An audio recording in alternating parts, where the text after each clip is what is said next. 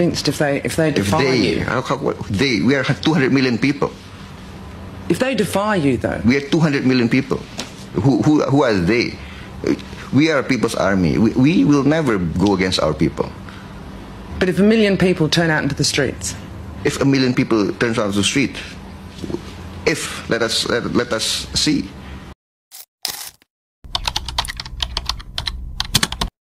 Dunia sedang bergeser.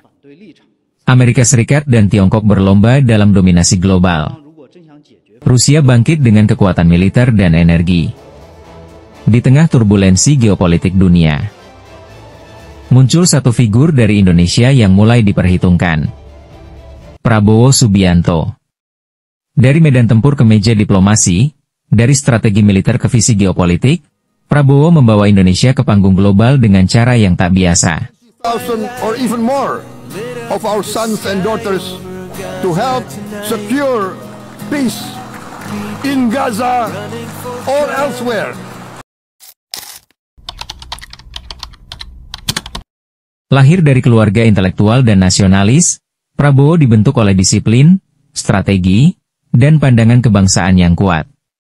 Karir militernya di Kopassus dan Kostrad bukan hanya menempanya sebagai komandan, tetapi juga membentuk pandangannya tentang geopolitik, tentang bagaimana sebuah bangsa harus menjaga kedaulatannya. Di masa muda, Prabowo banyak mempelajari geopolitik klasik, dari teori Heartland milik Mackinder, hingga strategi maritim Alfred Mahan. Ia memahami satu hal penting, bahwa kekuatan militer dan ekonomi tidak bisa dipisahkan dari pengaruh politik luar negeri.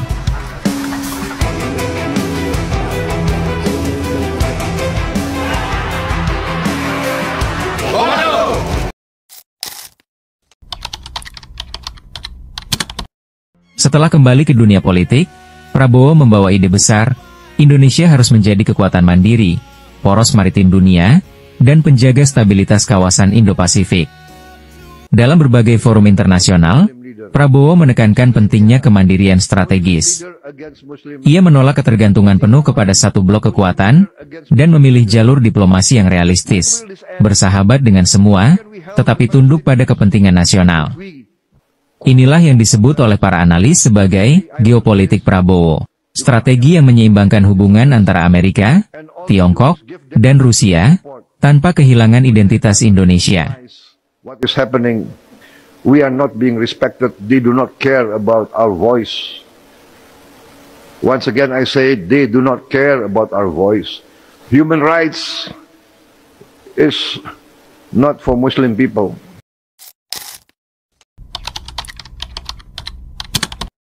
Sebagai Menteri Pertahanan, Prabowo dikenal aktif dalam diplomasi pertahanan global.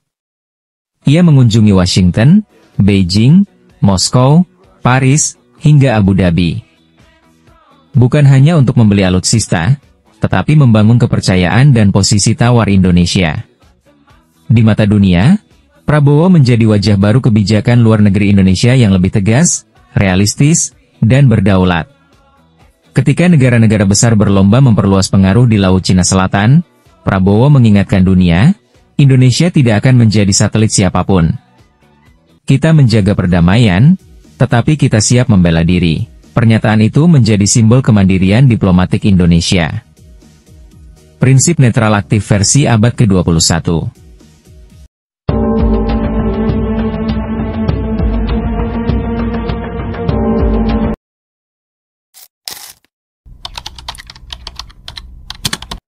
Dalam peta geopolitik global, Prabowo memainkan peran seperti penjaga keseimbangan. Dengan Amerika Serikat, ia membangun kerja sama pertahanan dan pelatihan militer. Sekaligus menjaga hubungan personal dengan para jenderal Pentagon. Dengan Tiongkok, ia memperkuat hubungan ekonomi dan teknologi, membuka peluang bagi investasi pertahanan dan energi. Dan dengan Rusia, Prabowo menjalin komunikasi strategis dalam bidang militer, logistik, dan energi nuklir damai. Pendekatannya ini disebut multiporos diplomasi, strategi yang membuat Indonesia tak terjebak dalam perang pengaruh dua kekuatan besar dunia. Dalam konteks ini, Indonesia di bawah pengaruh pemikiran Prabowo mulai berperan sebagai jembatan timur dan barat.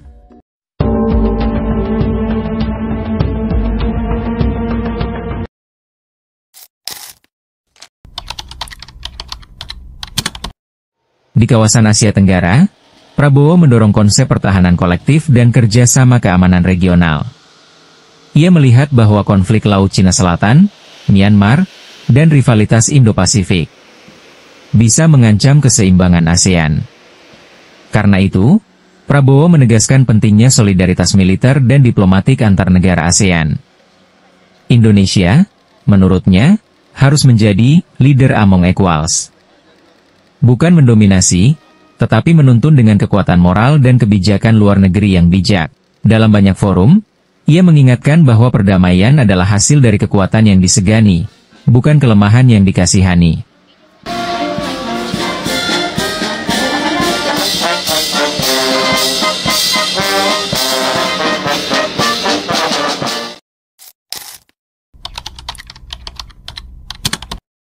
Di dunia internasional, Prabowo sering dipandang sebagai figur kontroversial sekaligus karismatik. Bagi sebagian negara barat, ia adalah simbol nasionalisme yang kuat. Bagi negara-negara berkembang, Prabowo adalah inspirasi bahwa sebuah bangsa dapat mandiri dan berdaulat tanpa harus tunduk pada tekanan global. Pengaruhnya kini tak hanya di ruang militer, tapi juga dalam tatanan geopolitik baru di Asia Tenggara. Di banyak laporan think tank internasional, nama Prabowo sering disebut sebagai the rising force in Southeast Asian geopolitics.